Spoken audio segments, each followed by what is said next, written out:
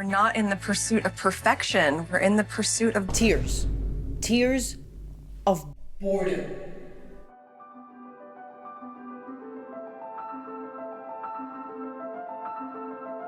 But I did it. It took me a couple of days and an entire world's worth of patience, but I did it. And I haven't been seeing any reviews because I don't want mine to be tainted, but it's probably as bad as you've been hearing everywhere. I hope you like hair and flowers in your food because there'll be plenty of that where we're heading. How to be a queen bee. Step 1, have 0 screen presence. Those couple of sneak peeks we all were treated to? Well, that was a very accurate reflection of what we could expect for the rest of this punishment. Step 2, realize that the only way to harvest honey is with a face full of makeup and hair tendrils dangling onto said precious honey. I guess that's what's going to make As Ever's products premium grade, if they ever are ready to sell. Imagine the joy and delight of finding and pulling out strands of long, fake royal hair out of your honey and preserves. Step 3, make sure that you speak in that same breathy, vocal fry, what some people called phone sex voice, that probably contributed to the demise of the one and so far only season of your dead podcast. I thought it was almost too sweet, and now, because of this process, I just appreciate it so much. Aww. Step 4, invite guests with absolutely 0 personality, just like you. Green pearls. Green pearls. Green pearls, girls. Step 5, chop lots of vegetables while holding the knife wrong. That'll be a surefire way of impressing your guests. No, seriously, get a load of this guy. This is so beautiful. You're so sweet. I wanted to make it colorful and joyful for you. Take to make this. They're chopped vegetables, son. But then again, I guess every time Meghan Markle actually manages to finish something from start to finish is actually worth applauding. Step 6, at least I think it's step 6, make candles, because Lord knows you've got a lot of time on your hands when you're not actually cooking anything. You burn down a candle. I've never seen a candle wick not in a candle. Speaking of which, step 7, use store-bought pasta. You put the dry pasta in, you pour boiling water on top, and that's it. Step 8, transfer peanut butter pretzels from one bag or container to another. This, we're just gonna put into a different bag. Step whatever, bake a simple cake using honey and preserves, which you could have used to merch your product line if it were ready. Oh my God. Those are berries from the garden. I'm actually gonna start a tally called the Missed Opportunity Tally. Oh, and I'm also gonna start a wardrobe change tally because, true to Meghan form, just like she does with the Invictus games, there may not be much cooking, but there most certainly are a lot of wardrobe changes. Gotta make it look pretty. Episode 2 with Mindy Kaling. How to make friends and alienate them within 5 seconds. And Meghan Markle's special. Step 1, have 0 screen presence. Are you gonna have some coffee too? We make. Okay. That seems to be a recurring theme with Meghan. Step 2, make a huge fuss over really basic 0 effort things like a yogurt parfait. This is gorgeous. Wait, what's on the bottom? Is this the preserves? Yes! And sandwiches that your 4-year-old can probably make. Hey, I'm pretty impressed by the sandwich. Step 3, use your guests to merch your beige fashion. Zara. What? It's funny, she managed to advertise what she's wearing, literally naming every single brand, but she couldn't even advertise her own products. Number 4, and this is the key step, promptly scold your guest in front of an audience when they innocently use your maiden/stage name. It's And so loves it. funny too that you keep saying Meghan Markle. You know I'm Sussex now. Concerns and conversations about how dark his skin might be when he's born. You know I'm Sussex now.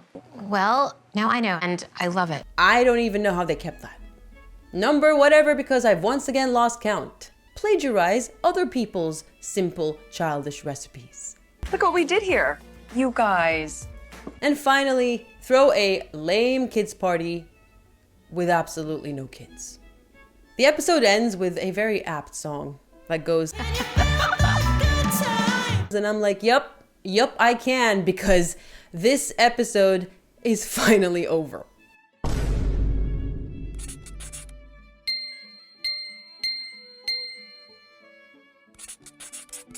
Episode 3 with Roy Choi, a sneak peek into Disasterville. This is the first episode that I noticed her wearing her signet ring, you know, the one with the royal monogram as a representation of the family that destroyed her, or at least attempted to. I also got deja vu from this clip where she's tasting something. Honestly, I think I zoned out watching this episode because there's nothing else to point out.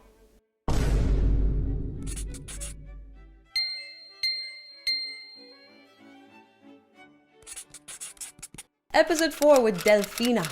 Love is in the lies. Let's go. In this episode, Meghan used her dog Guy to try to elevate it. Spoiler alert, it worked. She made dog biscuits that looked exactly like the biscuits that Nacho put on his stories when Catherine re-entered the public at Tripping of the Color. In fact, I'm convinced that this is exactly the same jar that she sent Delfina home with. At one point, she has an entire segment about making preserves. It's peanut butter jelly time. And it gets worse. She clearly has a jar with the old label on it, which she turns away from the camera. This is like the anti-advertising, the anti-entrepreneur. And she gets one more missed opportunity with the apricot preserves. Seriously, missed opportunity should be her business name at this point. Speaking of Delfina, she was another bland, lifeless guest. I don't know what happens to these people. Is there some kind of a positive correlation between, you know, the richer you get, the more bland you become as a human? I don't know. But she comes in and she wants Meghan to teach her to make focaccia bread with extra strands of hair as a secret ingredient. Meghan still tries to convince us that she's fluent in Spanish by using phrases straight out of a tourism how-to language basic guidebook. But it's such a pretty language because it sounds musical, like, ¿de dónde sos? ¿Y cuándo llegaste? She then showed us how to make lavender towels, which involves soaking hand towels in lavender-infused water. It is the least complicated thing on the planet. I then have a very Aussie moment where I read the subtitles ahead of time and mistake mate for mate. Mate. The day drinking ensues with more hairy focaccia and pasta. But who needs pasta when you've got hair strands, am I right? Delfina shows us just how much she's enjoying the food, and Meghan makes the most basic charcuterie board, which Delfina wasn't even excited to eat. I mean, look at that eye roll. And this is after a hike. But then she goes on to do her one and only job and gushes over Meghan by telling her, I love when you are doing your thing, and I'm obsessed with that face of M. Honestly, all I can say is thank God for the dogs, because they were the only source of entertainment in these 40 minutes.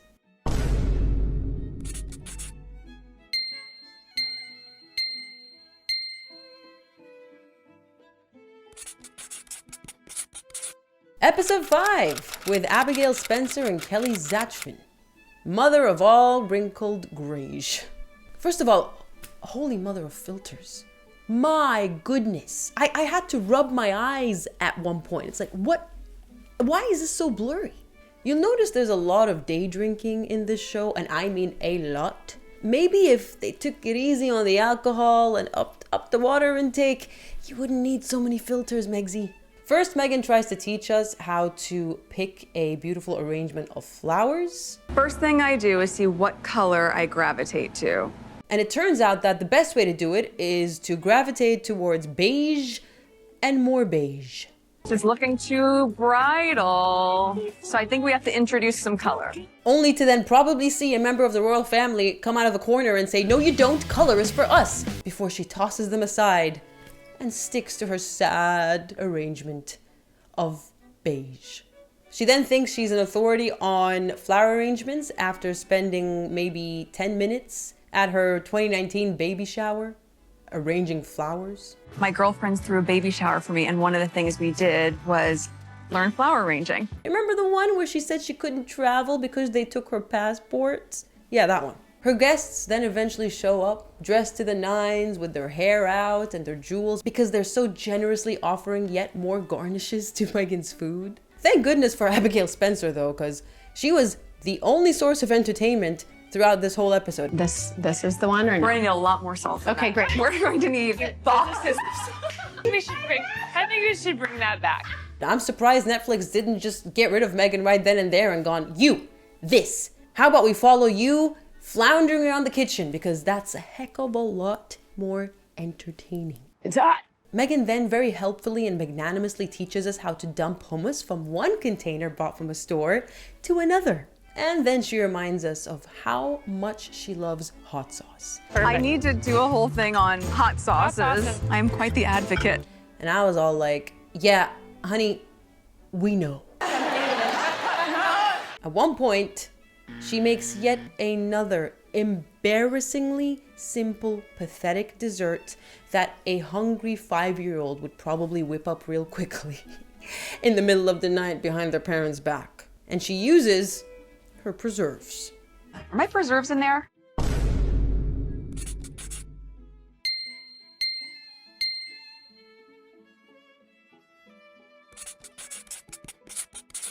Episode 6 with Chef Ramon. The show is not worth the squeeze. This is gold. She starts off the episode pretty much doing what she does best, taking other people's hard work and deconstructs it to elevate it. Yeah, you can get a bouquet at the grocery store and they're pre-made, but what's within that pre-made set still has a lot of potential to be something a little bit more elevated. Harry's engagement ring to her, anyone? 6 episodes in and she's still holding the knife wrong. Chef Ramon is secretly dying on the inside at the sight of all that hair near his food. I mean, come on, look at that face. Fast forward to one of her friends showing up and telling us without words how much Meghan's plantain chips suck. And we know that's not just her eating face, because look at her face light up over that tequila. Also, is there just the one hairstylist in all of California or something? Seriously, all these women have identical hair. And I love how all her friends are rich or famous or both. No, Ashley, your niece, you know, the one that you said was like a sister to you, the one that you didn't invite to your wedding because of the royal family. I wonder if she's gonna blame the royal family this time. And then finally, one of these rich friends asks, "When's the cookbook coming?" And I'm like, yes, because that's exactly what we all need this Christmas. A book written in Meghan's special calligraphy with instructions on how to transfer pretzels from one bag to another.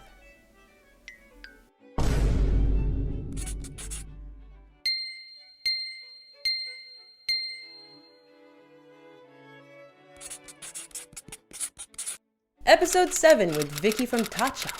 How to elevate the everyday. Step 1. Let your hair become one with the food. Step 2. Buy croissants from a store and arrange them in a basket. Bought some croissants at the store. That's all we did. Step 3. Almost burn the cream on the stove and get all defensive when a crew member kindly brings it to your attention. I bet it's good. It's very good. Et voila! You become, as Vicky says upon her arrival, You are always the hostess with the mostest. Always. Oh my god! And I think I am so taste impressed. I wish people were so easily impressed by what I do. Hey, do you want some tea? I boiled some water in the kettle. Oh my god! And I think I am so impressed. You know what? I lied.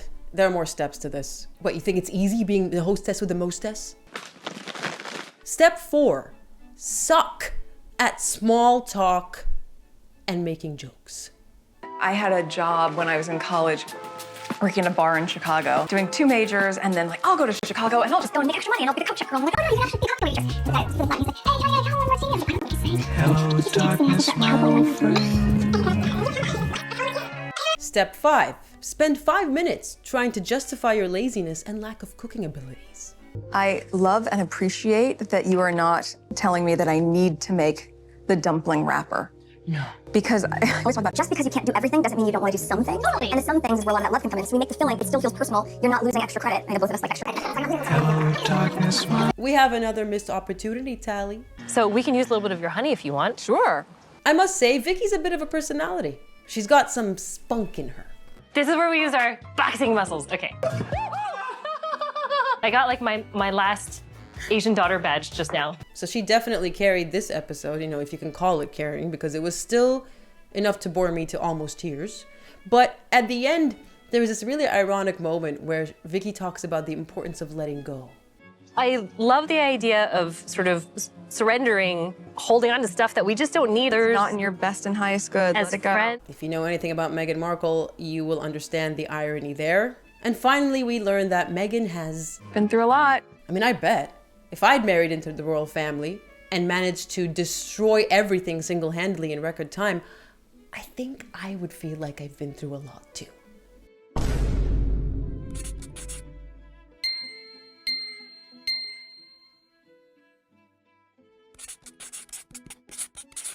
Episode 8 with Alice Waters and the Fam Bam feels like it's not home. Because it isn't. It's the final frontier. This is it. The finishing line is right there. We can do this. The episode opens up with this very familiar theme that Meghan loves to shove in our faces, you know, because she loves to inspire envy in us all, of this huge Garden of Eden vibe going on where she's apparently throwing a brunch for her nearest and dearest. Or for her props, because she has none of the former. We learned that sticking something green into everything will automatically elevate it. Love is in the details. Then we see Megsy fangirling over a lovely lady that I've personally never heard of before called Alice Waters, who also doesn't seem to know how to properly hold a knife. And they day drink and make a very simple quiche on a pre-prepared base. I mean, who's got time for that? We've got pretzels to move. And then it all ends back at that Garden of Eden vibe with all of her friends and, of course, a royal seal of approval from H himself.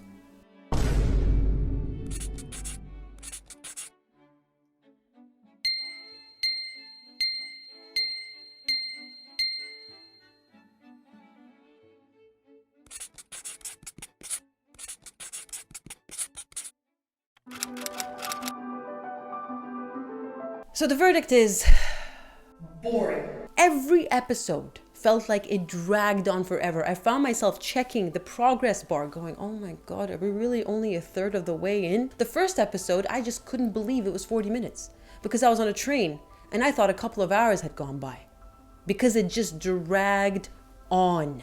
It's also the laziest show ever. What are we learning here? It's basically a grown woman playing house. And then you just get to play, and you're in the kitchen playing and making mistakes and having fun together. And I think that's what I'm hoping translates. Everything was laid out for her. And she just went at it, you know, oh, let's do this, let's have some of that. And I'm sitting there going, who's your target audience though? Bored, overprivileged, filthy rich housewives? Because they're the only ones who have enough time to mess around without actually cooking anything. I mean, the theme of this show should be, can't cook? No worries. Just sprinkle flowers on top. Oh, and hair. Let's not forget the hair now. To call this show out of touch is a vast understatement. She's basically the modern day mythological version of Marie Antoinette that the 18th century French tabloids tried to make people believe was real. You know, the whole vibe. Let them eat cake. I'm playing around here in my Hamlet with my animals while the whole world is burning around me. That is literally what Meghan Markle is genuinely, legitimately, earnestly doing. And for a show about love and joy, there was so little of that. There was scolding, there was pretentiousness, there was narcissism maxed out beyond belief, and there was a lot of jaw clenching and frowning. Hardly the stuff of joy. So overall, it's a 2 out of 10 for me. 1 point for the chefs that came on and had something, maybe something of value to impart, and 1 point for the dogs. But otherwise, the show is basically with the dogs.